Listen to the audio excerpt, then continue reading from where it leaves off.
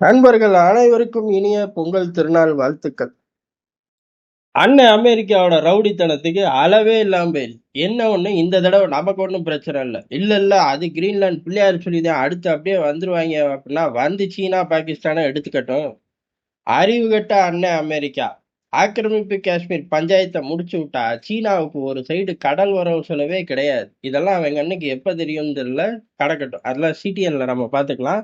இப்ப கிரீன்லாந்துல ட்ரம்ப் என்ன பண்ண போறாரு? கிரீன்லாந்து எனக்கு சொந்தம்னு சொல்லி 4 நாள் ஆச்சு, இன்னுமா அதே கேள்வியை கேட்டுக்கிட்டு இருக்கீங்க அப்படிங்கிற மாதிரி ஒரு ரவுடித்தனத்தோட உச்சத்தை ட்ரம்ப் காட்டிக்கிட்டு இருக்காரு. அது மட்டும் கிடையாது, கிரீன்லாந்து பதிலுக்கு சொல்லிட்டாங்க, எங்களுக்கு அப்படி ஒரு எண்ணமே கிடையாது. வரலாற்று ரீதியா அமெரிக்காவுக்கு கிரீன்லாண்டுக்கு சம்பந்தமே இல்லை. டென்மார்க் கிங்டம் அப்படின்னு சொல்லி நாங்க பாட்டு கிளம்பி போயிடுவோம், ஜாக்கிரதை அப்படின்ட்டாங்க.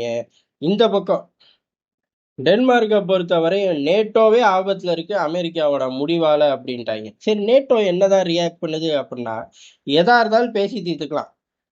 திரும்ப ஒரு தடவை சொல்லுங்களேன் ப்ளீஸ் அப்படிங்கிற மாதிரி இருந்துச்சு. எதா இருந்தாலும் பேசி தீர்த்துக்கலாம். ஏடா உக்ரைன் விவகாரத்துல இப்படி ஒரு வார்த்தையே வரலையேடா, அடிச்சு பார்த்துருவோம் அப்படின்னு தானடா சொன்னீங்க அப்படின்னு கேட்டா, அது ரஷ்யா. இத்தனைக்கு ரஷ்யா உக்ரைனை தாக்கவே இல்லை, தாக்க போகுதுன்னாங்க. ரஷ்யா ஏழை அவன் தான் தாக்குறதுக்கு லாபெல்லாம் ரெடி பண்ணி வச்சிருக்கான்டான்னாங்க. கடைசியில யுத்தம் வந்துருச்சு. இங்க கதையே வேற. கிரீன்லாண்டுக்கும் அமெரிக்காவுக்கு எல்லை பஞ்சாயத்து இருக்கா அப்படின்னு கேட்டா, ஏழை அவன் வடக்கு நான் தெற்குங்கிற மாதிரி இருக்கேன், ஏன்டா அக்கப்போர் பண்றீங்கன்னு பாங்க. அப்ப என்னதான் பிரச்சனை அப்படின்னா, ஒரே ஒரு பிரச்சனை தான், கொட்டி கிடக்கிற கனிம வளங்கள். எங்கெல்லாம் கனிம வளங்கள் கொட்டி கிடக்கும் வரமே சாபம் அப்படிங்கிற மாதிரி மாறி போச்சு.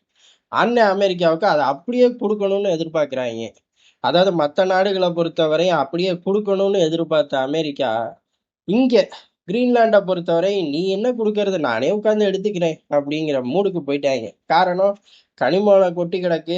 நாளைக்கு ஆர்டிக் பகுதிகளில் உரிமை அப்படின்னு பார்த்தா ரஷ்யாவுக்கு தான் அதிகம். அது ஒண்ணு போதாதான் இந்த பயலுக்கு, அதான் குதிக்கிறாங்க. அந்த குதிக்கிற ஸ்டைல் அப்படிங்கிறது உலகம் 3ஆம் உலக போற, 1ஆம் உலக போர், 2ஆம் உலக போற காட்டுல கொடூரமா பார்க்க போகுதுங்கிற ஒரு கிரீன் லைட்டை அவர் கிரீன்லாந்து விவகாரத்துல காட்டிட்டார். யாரு? ட்ரம்ப். காரணம் என்ன அப்படின்னா, கிரீன்லாண்டோட பிரீமியர். அமெரிக்காவோட கணக்கு தப்பு, இங்க ஒரு பயலும் அமெரிக்கா கூட சேர தயாராகவே இல்லை. அமெரிக்கா இந்த மாதிரி விஷப்பரீட்சையில ஈடுபடக்கூடாது அப்படின்னு சொல்லி அமெரிக்காவை திட்டுறாரு. ஆச்சாக்கு பூச்சாக்குன்னு திட்டுறாரு. ஆனா பெரிய அளவு ஒரு பாலிஷா தான் திட்டுறாரு. டென்மார்க் எப்படி நடுவுல தூக்கி நேட்டோவை வச்சுச்சோ, இவர் அந்த நேட்டோவை மனுஷன் லைட்டா எடுத்து வச்சுட்டு டென்மார்க்கை தூக்கி வச்சுட்டார். டேய், உனக்கு எங்களுக்கு சம்மந்தமே இல்லை, நீ ஏன்டா குறுக்க வர அப்படிங்கிற மாதிரி பேசி விட்டாரு. பதிலுக்கு ட்ரம்ப்ட கேக்குறாங்க, ட்ரம்ப் எப்படி பேசியிருப்பாரு? சும்மா திட்டுவாரு. இப்ப அவர் எவனையுமே திட்டுறது இல்ல. சீச்சி நான் நம்ப மாட்டேன் அப்படின்னா சத்தியமா அவர் திட்டுறதே இல்லை. எல்லா பேருக்கும் மதுரவை தான் காட்டுறாரு. காரணம் என்ன அப்படின்னா, நீ யாரை பத்தி சொல்றேன்னு தெரியல, அவன் யாருன்னு எனக்கு தெரியலன்ட்டாரு. ஏறு, டென்மார்க்கோட அரசு தலைமையில உள்ளவனுங்களை யாரையுமே எனக்கு தெரியலன்ட்டாரு. அவன் யாரா வேணாலும் இருந்துட்டு போகுதுன்ட்டாரு. ஆனா இந்த திமிரு பேச்சுக்கு அவன் அனுபவிப்பான் அப்படின்ட்டாரு. முடிஞ்சு போச்சா? நிக்கலஸ் மதுரை மாதிரி தூக்கிட்டு வந்துருவோன்ட்டாங்க. இப்ப எல்லாம் ரொம்ப குட்டி ஆளுகளை பூரா இப்படிதான் மிரட்டுறாங்க. இங்க பாரு, இந்த திமிரு பேச்சுக்கு நீ அனுபவிப்ப அப்படிங்கிறாங்க. பின்னாலே என்ன சார் இப்படி சொல்லிட்டு போறாரு அப்படின்னா, நிக்கலாஸ் மதுரை தூக்கணும்ல, அதே மாதிரி இந்த பையனையும் தூக்கிடுவோம், தெரியாதா உங்களுக்கு அப்படின்ட்டாங்க. ஏடா இவ்வளவு நடக்குது, ஏதாச்சும் பேசுக்கலடா அப்படின்னு கேட்டா, ஐரோப்பால ஒத்த பையனும் வாயை திறக்காம இருந்தாங்க. இப்பதான் மெல்ல பிரான்ஸ் வெளில வருது. பிரான்ஸுமே மேக்ரான் வெளில வரல. இதுக்குன்னு அவங்க ஊர்ல ஒரு ஆள் வச்சிருப்பாங்களாட்டுக்கு, அவர் தான் அங்க உள்ள வெளியுறவுத்துறை அமைச்சராட்டுக்கு. அவர் இப்பதான் மெல்ல அறிக்கை விடுறாரு. அதாவது இது ஒரு விஷமத்தனமான விஷயம். நாடு பிடிக்கிற ஆசையில அமெரிக்கா சுத்துதுங்கிற சாராம்சத்தோட சொல்றாரு, நேரடியா கூட சொல்லல. ஆனா அமெரிக்காவை பொறுத்தவரையும் ரொம்ப தீவிரமா இறங்கிட்டாங்க. எந்த அளவுக்கு அப்படின்னா, கிரீன்லாந்து டென்மார்க் எஃப்எம் வாங்க, இங்க உட்காந்து பாட்டு பாடுங்க, நாங்கெல்லாம் கேட்கறோம் அப்படிங்கிற மாதிரி வெள்ளை மாளிகைக்கு கூப்பிட்டுருக்காங்க. ஜெலன்ஸ்கியை கூப்பிட்டு எப்படி ரைட்டு லெஃப்ட் வாங்கினாங்களோ அதே மாதிரி இவனுங்களையும் கூப்பிட்டு ரைட்டு லெஃப்ட் வாங்குவாங்க.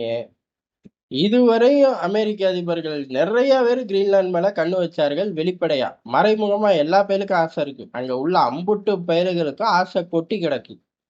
ஏது கிரீன்லாண்டை ஆட்டையை போட்டுறணும் அப்படின்னு. ஏன் அப்படின்னா, அங்க உள்ள கனிம வளங்கள், அதுக்கு அடுத்து ஆர்டிக்ல கிடைக்கக்கூடிய மைலேஜ், ஒரு காலத்துல தெரிஞ்சோ தெரியாமையோ ரஷ்யா அலாஸ்கா வித்துச்சு. அதோட ஆட்டை இன்னைக்கு வரையும் அமெரிக்காவுக்கு கொண்டாட்ட தாங்க முடியல. மைலேஜ் அந்த அளவுக்கு எடுக்கிறாங்க. அதே போல இதை தட்டி தூக்கிட்டோம்னா இன்னும் பல வருஷத்துக்கு மைலேஜ் எடுக்கலாம் அப்படிங்கிற முடிவுக்கு அமெரிக்கா வந்துருச்சு. எப்ப ட்ரம்ப் காலத்துலயான்னு கேட்டா, எப்பயுமே இருக்காய்ங்க. ட்ரம்ப்புக்கு அதுல வெறி பிடிச்சிருச்சு. காரணம் அவரு பெரிய அளவுல எதையாச்சும் அவர் பேர எழுதி வைக்கணும்ல. இப்ப ட்ரம்ப்போட ஃபர்ஸ்ட் டெர்ம்ல என்ன எழுதலாம்? நமக்கு தெரிஞ்சு ஜெனரல் சுலைமானிக்கு டிக்கெட்ட கிழிச்சு குடுத்தத எழுதலாம். அதாவது யுத்த விவகாரங்கள் அமெரிக்க பிரசிடென்ட்களுக்கு உள்ளூர் மைலேஜ் ஒரு பக்கம், வெளிநாடு மைலேஜ் ஒரு பக்கம், யுத்த மைலேஜ் ஒரு பக்கம். 3 மைலேஜ் எடுப்பாய்ங்க ஒத்த வண்டி. எது யுஎஸ் பிரசிடென்ட் ஒரே வண்டிய வச்சு 3 விதமான மைலேஜ்கள் எடுப்பாய்ங்க. அதுல ட்ரம்ப்போட யுத்த மைலேஜ்ன்னு என்னத்த எழுதுறது? ஆப்கான்ல இருந்து எக்ஸிட் ஆனதா? அதையுமே பைடன் தப்பா செஞ்சாரு அப்படின்னு சொல்லி பைடன் தூக்கிட்டு போயிருவாரு. ஜெனரல் சுலைமானிய டிக்கெட்டை கிழிச்சு கொடுத்தது யுஎஸ் பிரசிடென்ட் ஈரானோட ஒரு ஐஆர்ஜிசி படையோட தலைவர் தானே அப்படின்னு சொல்லி சிம்பிளா கைகொட்டி சிரிச்சிட மாட்டாங்க. அதுவும் ட்ரம்ப் முன்னாடி எல்லா பேரும் செய்வாங்க.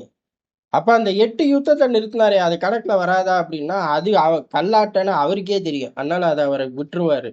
சரி இனி வருங்காலத்துல நிறுத்த போறாரு ரஷ்யா உக்ரைன் யுத்தம் அதுவும் கணக்குல வராதான்னு கேட்டா அதுவே அந்த மனுஷன் போராடி அழுகுடி ஆட்டம்லாம் ஆடுறாரு. அதுவா நிக்கும்போது நின்று மாட்டுக்கு அதுவும் இவருக்கு பேர் வராதாட்டுக்கு. அதனால அதுவும் தெரிஞ்சு போச்சு. அப்ப நம்ம பேரை வரலாற்றுல எப்படிதான் எழுதுவாங்க?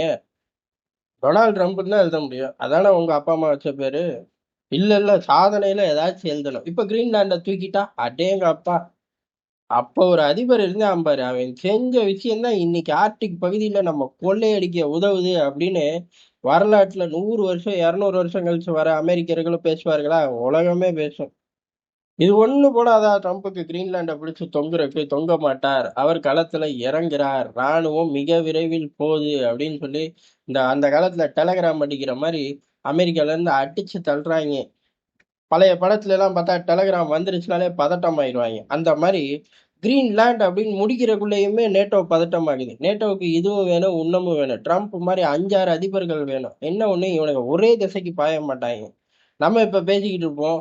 கொஞ்ச நேரமா ரொம்ப நேரம் கழிச்சு விடிஞ்சிரும் அமெரிக்கால. விடிஞ்ச உடனே இன்னைக்கு கிரீன்லாண்டை விட்டுட்டு இந்த சைடு வந்துருவாங்க. Tariff Iran Khamenei tariff Iran Khamenei அங்கேயே வச்சுக்கடான்னா கேட்க மாட்டாங்க. நீ தானே வாங்குறேன்பாங்க. நம்ம வேற அதை நீ கூட உன்கிட்ட இருந்து வாங்கிக்கிறோம் அப்படின்னு ரொம்ப நாளா வம்பிழுத்தோம். அதுக்கு அவர்கள் கிட்ட பதிலே இல்லை. இதான் அமெரிக்கா ரொம்ப கெட்ட பையங்கிறது. இப்ப அமெரிக்காட்ட பதில் இருக்கு. வெனிசுலா ஆயில வாங்கிக்க அப்படின்னு சொல்லி அங்க இருந்து எடுத்து கொடுத்துருவாங்க. ஈரான் என்ன ரேஞ்சு கோட் பண்ணுதோ அதே கொடுத்து வாங்கிக்க. ஆனா ரூபாயை தூக்கிட்டு வராதம்பாங்க. இந்த மாதிரி இவனுங்ககிட்ட எதையுமே பேச முடியாது. பேசும்போது அவன்கிட்ட பதில் இல்லை, அதை கவுண்டர் பண்ற பொசிஷன்ல அவனுங்க இல்லை அப்படின்னா அதுக்கான ஒரு ஸ்ட்ராட்டஜியை வகுத்து கொண்டு போய் என்னத்தையோ ரெடி பண்ணிட்டு வந்துருவாங்க. ஒரு விஷயத்த செஞ்சுட்டோம், அமெரிக்காவை ஏத்து ஜெயிச்சுட்டோம் அப்படிலாம் படுத்து தூங்க முடியாது. அவன் ஒரு 4 5ல இருந்து 6 மாசத்துக்குள்ளேயே அதுக்கான ஒரு ரூட்டை போட்டு ஏத்து வந்து நின்றுவான். அப்படிதான் இனி வருங்காலங்கள்ல ரஷ்யா கம்மியா தருது நீ தருவியா, ஈரான் கம்மியா தருது நீ தருவியா அப்படின்னு நம்மளாலையும் வாய் பேச முடியாது. வெனிசுலால இருந்து எடுத்துறேன் வா அப்படின்ட்டுருவாங்க. ஏன்னா வெனிசுலாவை பிடிச்சதே இதுக்குதான். அங்க உள்ள கச்சா எண்ணெயை இந்த மாதிரி சந்தர்ப்பங்கள்ல கம்மி விலைக்கு டிஸ்ட்ரிபியூஷனுக்குள்ள கொண்டு வந்துடணும். சரி இந்த மாதிரி சந்தர்ப்பம் இல்லாதப்ப அதிக விலைக்கு டிஸ்ட்ரிபியூஷனுக்குள்ள கொண்டு வந்துடணும். சுத்தி சுத்தி வர்த்தக ரீதியா எல்லாரையும் லாக் பண்ற அதிகாரத்தை யார் இவனுக்கு கொடுத்தானே தெரியல. அமைஞ்சு போச்சு. அவனு வச்சு செய்யறாங்கிறது தான் யதார்த்தமான உண்மை.